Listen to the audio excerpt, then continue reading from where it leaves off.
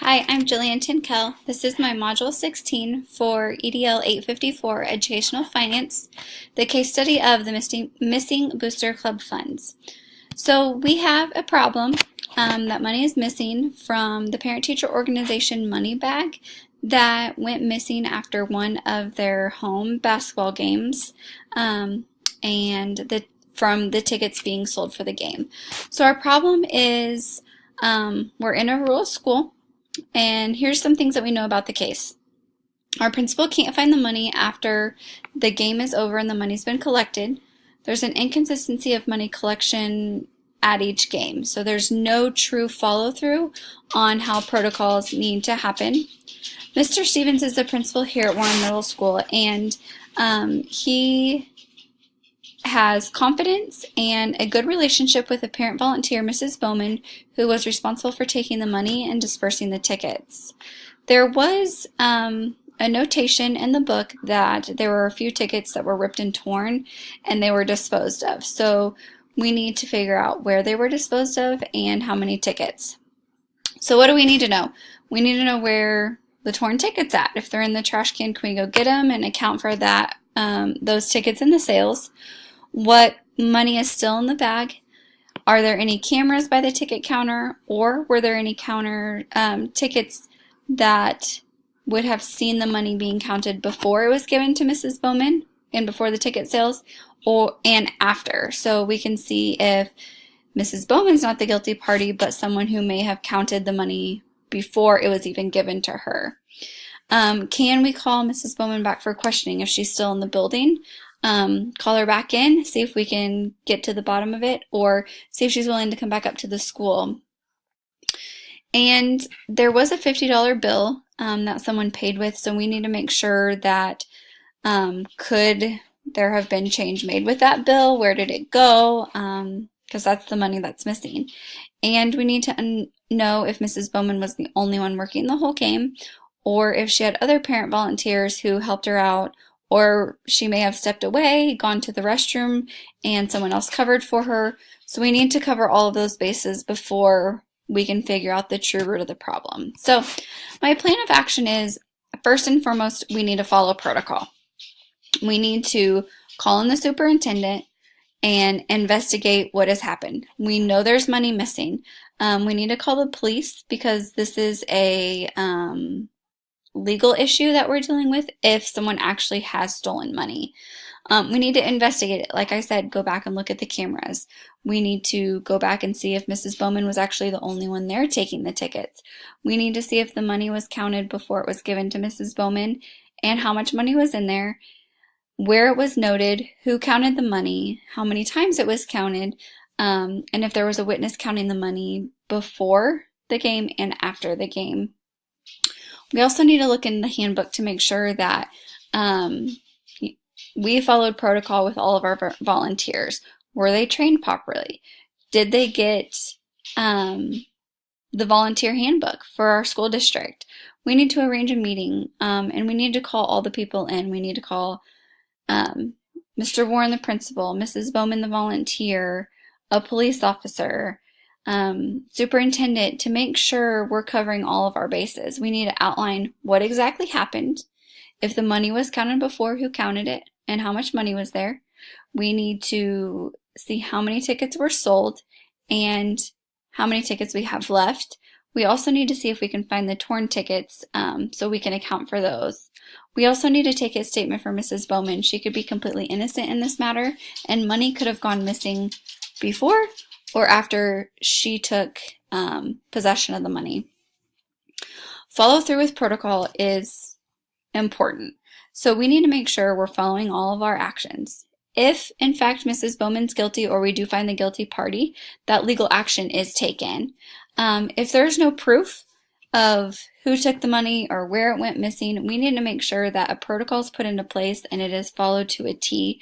That way, something like this doesn't happen in the future, because this money goes back to our students and we need to make sure we're keeping that safe for them.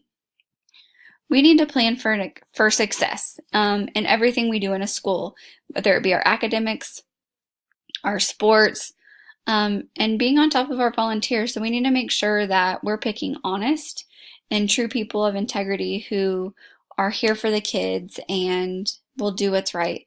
We also need to follow the procedures for accountability. If we're going to have a volunteer class, we need to make sure that's held, and the only people volunteering are the people that have gone through the volunteer class, whether it's one evening put on by the principal outlining the protocol for money counting, the protocol for approaching other parents, or if there's an issue, how they go about dealing with it.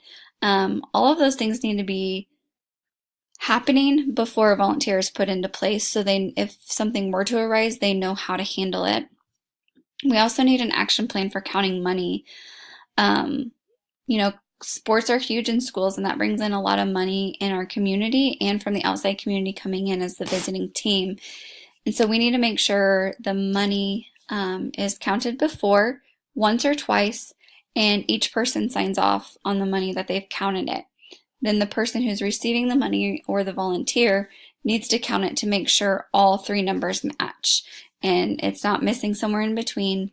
And then also at the end of the game, I think it needs to be counted by the volunteer and then two other people, and it needs to be signed off on and then put in a locked or secure place, or given straight to the principal so they can lock it up.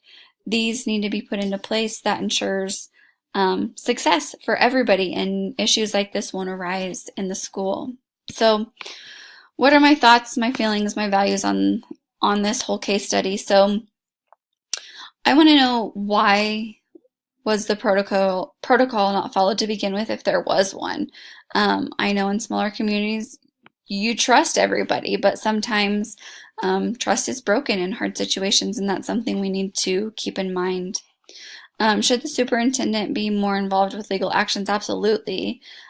Even though the principal handled it, Mr. Warren, with money and legal actions, the superintendent needs to be on it and make sure the school district is covered on the legal end, as well as making sure we're following correct policies and procedures.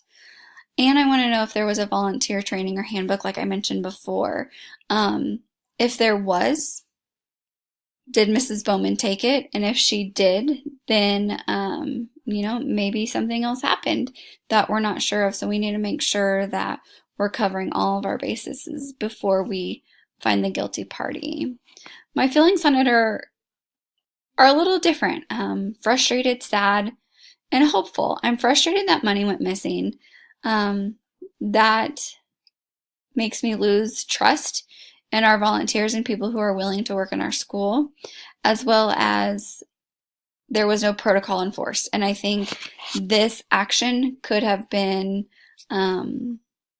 totally not happen if there was a protocol, if the money was counted by multiple people multiple times. I feel sad because students are missing out on money that they're earning for their events. And this happened in a school in a small community. You think all smaller communities are close-knit and they take care of each other. But like in any school, anything can happen at any time, and so this is something we need to be prepared for. I'm also feeling a little hopeful in this. This is a good learning experience, and this will now allow us to reflect on a protocol and standards to take for ticket taking, for money taking, anything that involves money, that there's a true protocol in place, and that allows me to have comfort knowing that this may not happen again. As far as values, I think it's important to promote honesty. This displays for our children that in hard cases, when you're forced with, decisions and money right at your hand and no one's looking, that you're honest. And that is real key, that we value our community members. Not all community members steal. And maybe it was an accident. Maybe it was a miscount on somebody's part.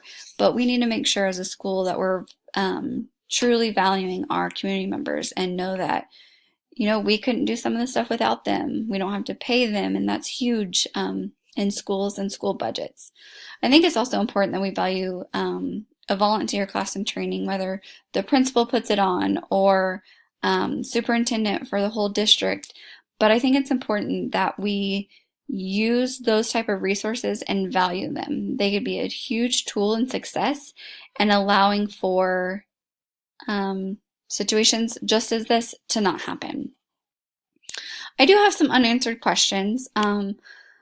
Were their protocols not enforced? Has this happened before? And if so, how was it dealt with?